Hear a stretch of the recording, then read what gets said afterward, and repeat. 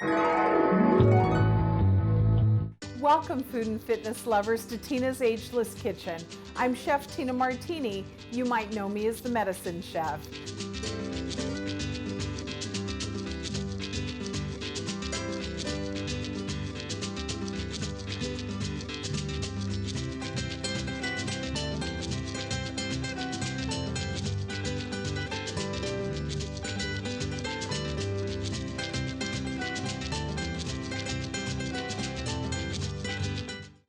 Welcome, food and fitness lovers, to Tina's Ageless Kitchen. I'm Chef Tina Martini. You might know me as the Medicine Chef.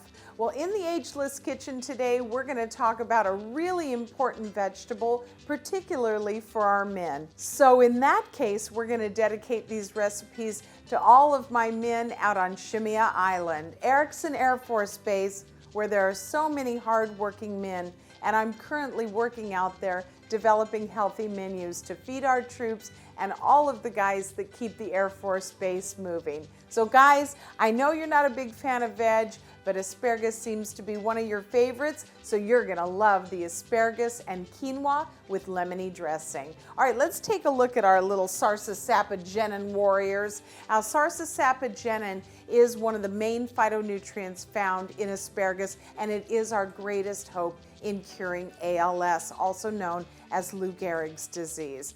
The sarsaparilla is also housed in inulin.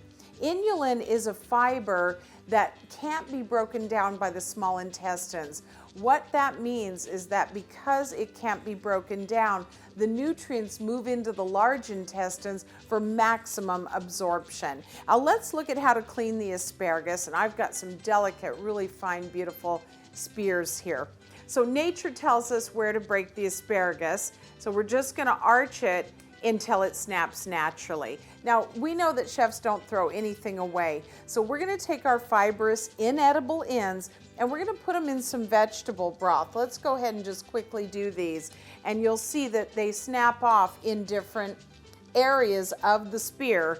So that's why it's important not to just use your knife, because you could easily get some of that fibrous stuff in your salad, and that's not a pleasant experience on the palate. All right, so we're just gonna simmer the inedible ends in the broth for a moment, and when we start to get that asparagus aroma, we're gonna go ahead and pull those out with our slotted spoon and discard them. That way we've used everything that we've paid for.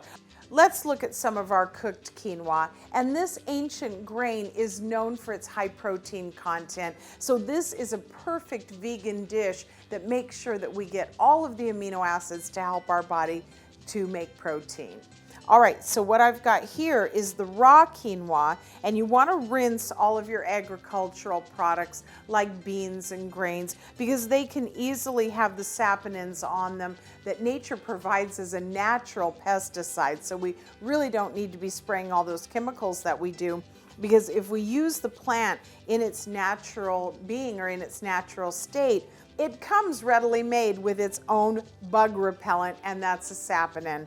Now I'm gonna go ahead and rinse this, and what we're gonna do after that is put it into our broth that's been infused with our asparagus. So not only are we gonna put our beautiful tips and pieces in, I've got a few more of our fibrous ends so we can get even more of that flavor. We're going to go ahead and infuse it further with the gorgeous tender tips that everybody loves to eat while we cook the quinoa, and that makes for even more of that beautiful flavor. Now, I've got a tip once our quinoa is cooked, so let's go ahead and just speed up our process here, and I'm gonna remove these now. And boy, they're nice and green and aromatic in just a couple minutes. And we're just gonna take that out, and anything would work here. If you didn't have vegetable stock and you wanted to use chicken broth, that would be fine. But again, I'm kind of keeping it vegan just to make sure that we're doing some vegan dishes each week, whether we're practicing a vegan nutrition program or not.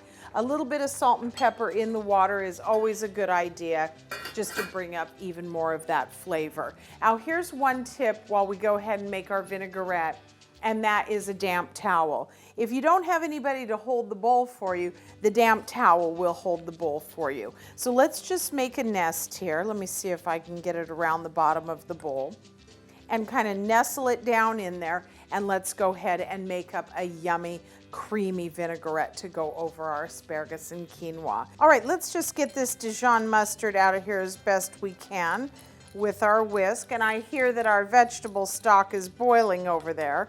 All right, that's good enough. So continuing on with our lemony vinaigrette, I've got some lemon zest, and that's one of my favorite ingredients because it really intensifies the flavor of the lemon. So as you can see, we're working today to do different steps and use different tools to really intensify the flavors of the ingredients, just like we used our fibrous inedible ends to flavor our vegetable broth. We're gonna not only use the lemon juice, but we're gonna use the lemon zest as well. So let's go ahead and put that in, a little salt and pepper here, and then we're gonna get our olive oil whisking. All right, so our tip of the day was to use the damp towel to hold the bowl as we emulsify our olive oil into the dressing ingredients. All right, that looks like just enough for that. So we've got a lot of medicine here with our mustard, which contains turmeric, and we've got our olive oil for our heart health. But the big star of the day is our asparagus with its sarsaparilla. All right, so that looks nice and emulsified. That's one of the great reasons to use mustard in your vinaigrette is it helps to bring emulsification to the oil and the lemon juice or whatever you might be using like vinegar. All right, let's check on that infused vegetable broth now. And we're gonna go ahead and whisk in our quinoa. And again, this ancient grain really is a great source of amino acids. I think that protein is the most misunderstood of all human macronutrients. Now, a macronutrient is water, carbohydrate, simple carbohydrate, protein, and essential fat. Macro, Latin for large, it means that we need a large amount of these things. Micronutrients are vitamins, minerals, and phytonutrients that we talk a lot about in the Ageless Kitchen. All right, so we're just gonna bring that up to a boil, and we've got it seasoned and we've infused it with our little fibrous tips. I'm gonna add the good, nice, edible tender tips, and those are gonna cook right along with our quinoa, further infusing that beautiful flavor. All right, let's go ahead and cover this. And when we come back, we'll put it all together. I'll be right back.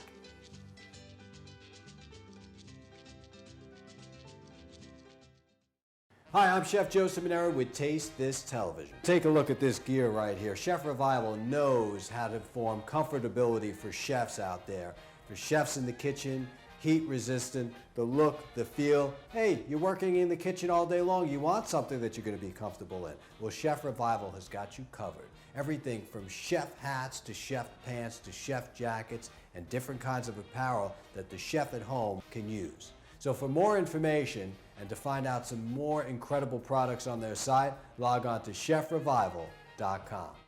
Okay, let's put our lemony quinoa and asparagus salad together. Our quinoa is cooked. I just want to show you a quick tip whenever you're cooking any kind of grain and you need it to hold for a minute while you do other things.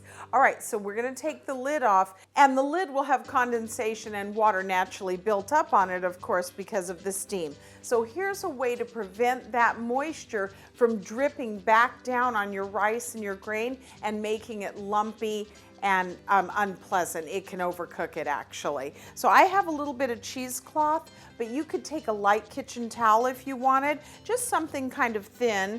And then we're just, oops, let me open this up a little bit more, chef, so we have just a little bit more over the top. Okay, that looks great right there. So your rice is finished, your quinoa, whatever grain you've been doing, and we're gonna put that or a thin kitchen towel over, and then we're gonna put our lid back on. And that way the moisture doesn't continue to drip off of the lid into your already cooked grains, making them mushy, lumpy, and overcooked. So I hope that you can utilize that in your Ageless kitchen. We did our lemony Dijon vinaigrette, and this is going to be perfect with the asparagus. Now the asparagus, again, we've been talking about sarsaparilla and all of the great great antioxidant power it has. Now, the one thing that sarsapapagenin does for us is it stops motor neuron death. And what that means is that the cells in our brain, the neurons that carry messages in our brain, are kept alive and youthful for the majority of our lifetime, or the duration of our lifetime, hopefully.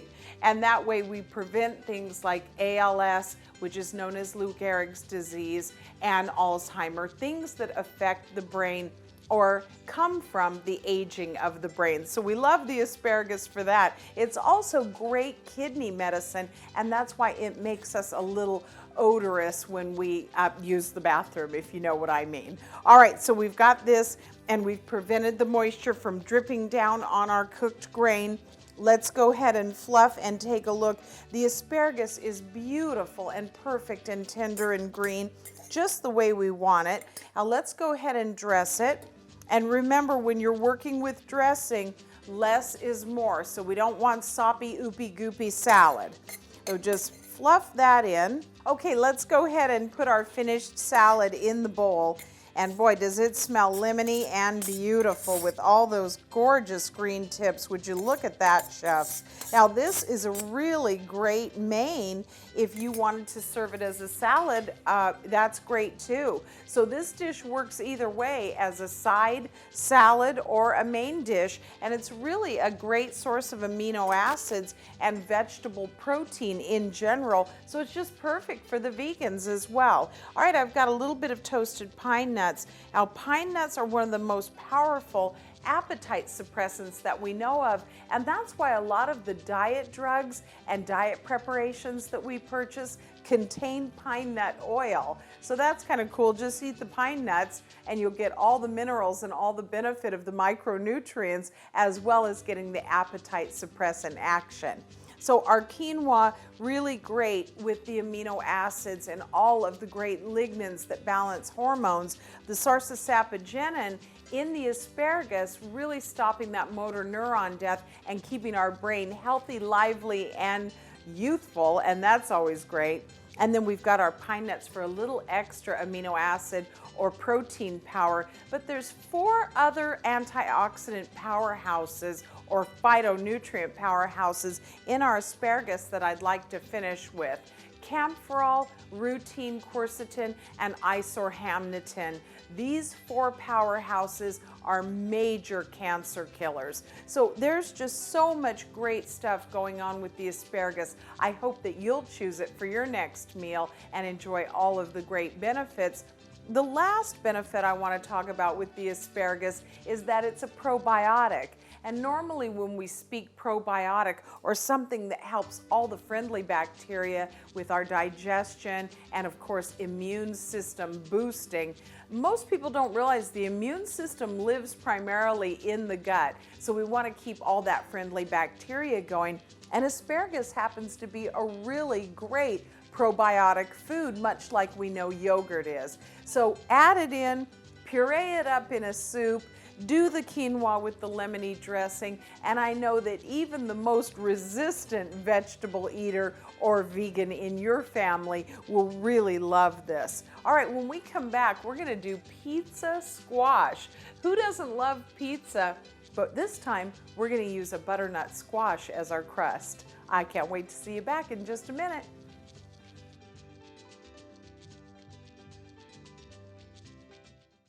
For generations, our family has perfected authentic Mexican dishes, from seasoned chicken and beef to carnitas, arroz, and barbacoa. The Cardenas family has always followed the traditions of their ancestors when it comes to cooking. From the beginning, they've created authentic Mexican dishes from scratch using recipes that have been passed down and perfected over generations. This tradition of gathering around a great meal with family and friends is what Del Rio Foods strives to pass on. From our family to yours. All right, welcome back, chefs. We're ready to take on another veggie adventure in the Ageless kitchen.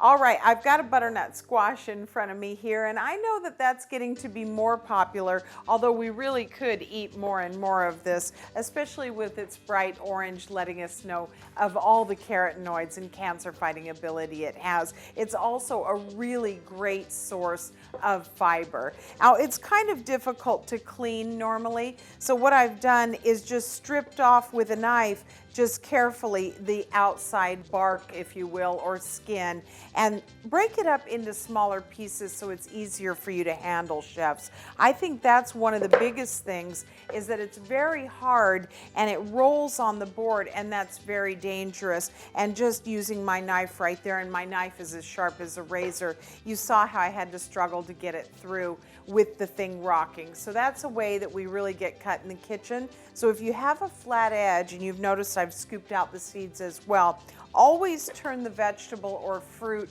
or item that you're working with over on its foot or on the flat edge, and you'll see how much easier it is just using the top of your hand to push the blade through, because this really is one of the harder vegetables. Now, what I'm going to do is just dice this up and use it kind of as the base for our pizza seasoning. So the smaller the dice, the more surface cooking area there is, the more quickly that it will cook up. Now, the butternut squash, as I said, is a great source of fiber and a great source of vitamin A. Now, this helps to prevent sun damage as well, and we've talked about that ability through lycopene with cooked tomatoes. Well, butternut squash has the same ability to help reduce sun damage by as much as 40 to 50%, some researchers are telling us. So you go ahead and dice that up, and then once you have all that diced up, you're going to just use a can of tomatoes, and any can will do. I've selected one that has a little bit of garlic and basil in it because we're going for a pizza flavor, right? After we dice all this up, we just put the canned tomatoes with juice down over the squash, and then we add some pizza seasoning. So when we come back, I'll have it all put together, and we'll go ahead and put it in the oven. I'll see you in just a minute.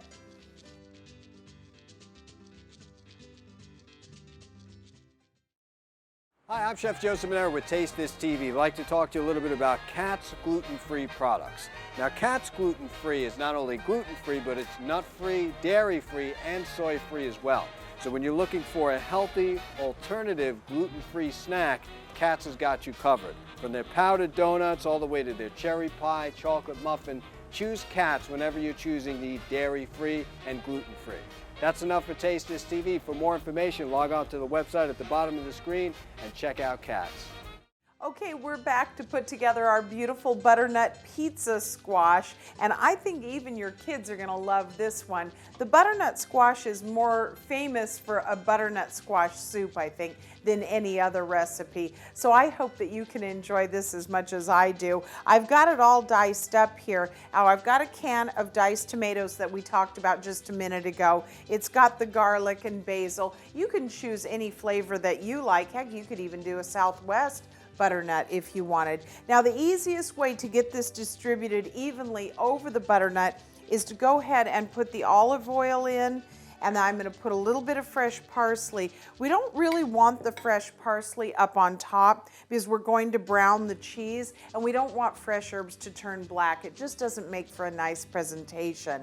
I'm going to do a little bit of salt and pepper in here, and then some red pepper flakes. Now, I'm doing quite a bit of red pepper flake because I really like the spice, and the capsaicin, of course, opens up the blood vessels and lowers the blood pressure. So there's a method to my madness here. I'm getting a little medicine in, but if it's too spicy for you, just omit the whole thing or use less. Now, I am going to sprinkle the dry herbs in with our cheese, and that way they're going to form this nice crispy crust on top of the butternut squash once we uncover it. So let's get to that in just a moment.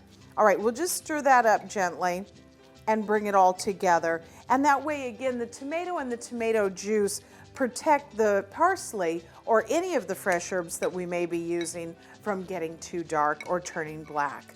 Okay, so I'm just going to distribute that right over. And you do want the juice. Now, if you need a little bit more moisture, a little bit of vegetable stock would be great here, or a little bit of water would even work. Usually chefs don't use water. It doesn't really have any flavor, of course, but sometimes water is just what the doctor ordered, if you will.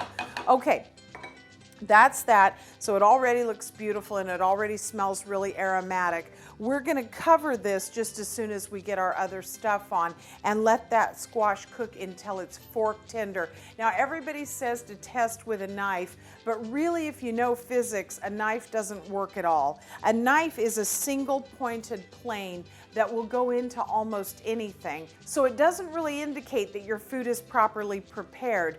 Always test something like this with the tines of a fork, because that's going to give you a more clear indication that the food is properly cooked and that you're going to be able to get your fork in with ease, and therefore you're going to be able to chew it properly in your mouth and have that nice palate feel. Okay, now I've got aluminum foil, which is one of my least favorite things on the planet. We don't want heavy metals in our food, particularly when we have an acidic ingredient on top of what we're baking. So I'm going to use parchment paper. This parchment happens to be bleached paper. There's also unbleached, and if you can find it, I recommend that you use the unbleached, but either is going to offer some protection against the aluminum foil. So we can just put that down and cover it, and then we're ready for it to go in the oven without the aluminum foil touching the food that we're going to put into our mouth later. I'm going to sprinkle a little bit of Parmesan cheese, but of course if you're practicing a vegan nutrition program, you're not going to want the dairy. You could do a nut cream here, it would be great. I've got some basil, and therefore we're going to get more of that pizza flavor or that traditional Italiano aroma and experience, just like we do with the pizza. All right, so we've got our crust on. We're gonna go ahead and put our parchment and foil on just as I showed you a minute ago. So again, we don't have that heavy metal touching our food. Everything into the oven until the butternut squash is tender. We'll be back to show you something really strange from the vegetable world, and that's the kohlrabi. I'll see you in just a minute.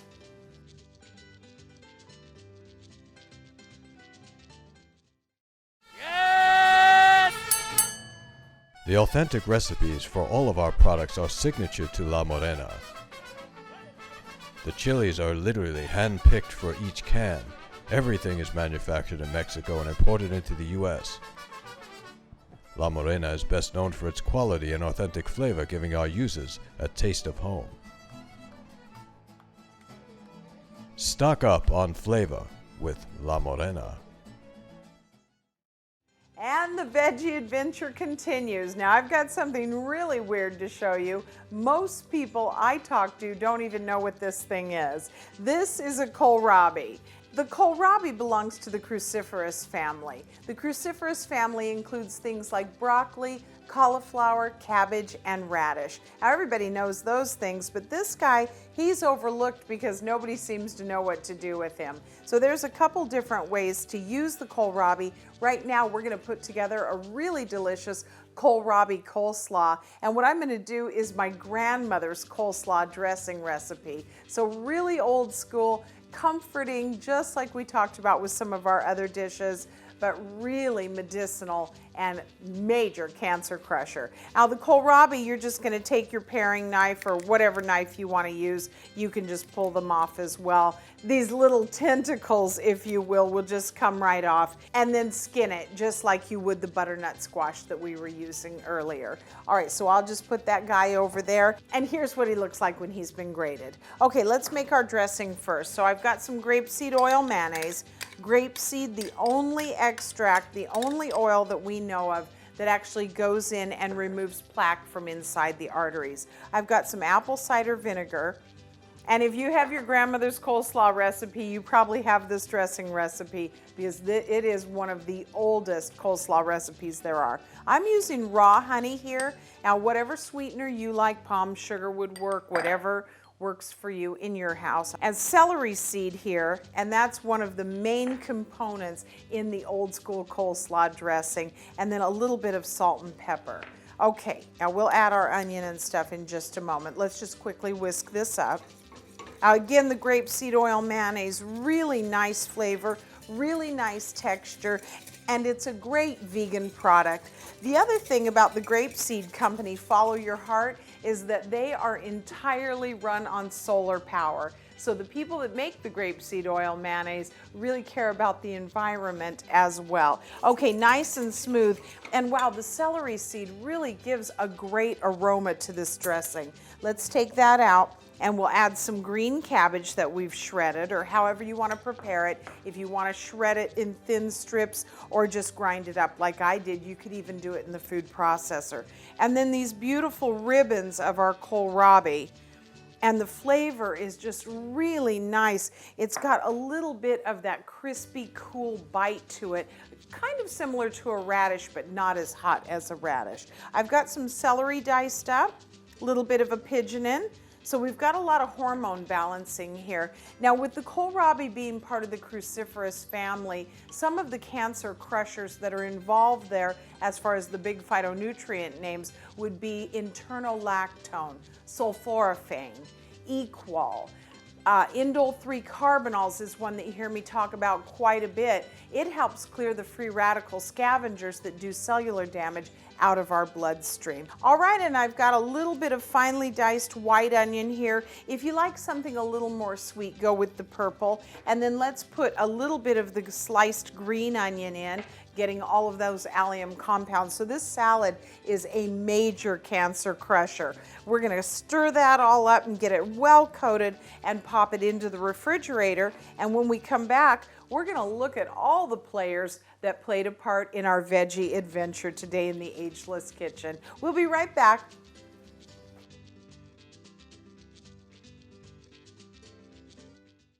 Hi, I'm Chef Joe Seminara with Taste This Television, here to talk to you about Accelerator Hand Dryer. You know, keeping up with hygiene, washing my hands, and making sure that there's no transfer of bacteria is important for me and Taste This TV, which is why I rely on a machine like Accelerator to dry my hands. It's efficient, it's strong, and it's powerful. And it only uses up electricity and energy when you put your hands under and take them away. So for drying my hands in the kitchen, I rely on the Accelerator to handle all of those needs. For more information, log on to the website at the bottom of the screen. All right, well, our veggie adventure in the Ageless Kitchen is just about ready to come to a conclusion. We've done 3 beautiful dishes here that even the most hardcore resistant non-vegetable eaters will be sure to love. The lemony quinoa with the great vinaigrette with lemon juice, Dijon, really enhances the beauty of the asparagus. Sarsa sapogenin here, our greatest hope in curing ALS, also known as Lou Gehrig's. Here's our cancer killer of the day, and that's the cabbage and the weird alien looking thing, the kohlrabi. Get out there and try something new every week, chefs. I know you're gonna be creative enough to come up with something that your family will love. And hey, you've always got me to fall back on. Then we've got a great vitamin A source with lycopene with our cooked tomatoes, and that's our butternut pizza squash. And you're not gonna believe how much this really does taste and smell like pizza. So even the kids are gonna be sure to love this. And you know the testing trick now. No testing with the knife. Be sure to use your fork from now on and you'll get a much better result. Well, that's it for me in the Ageless Kitchen. This goes out to all the troops and everybody on the rock. I'll see you next time. I'm Chef Tina Martini. Here's to your health.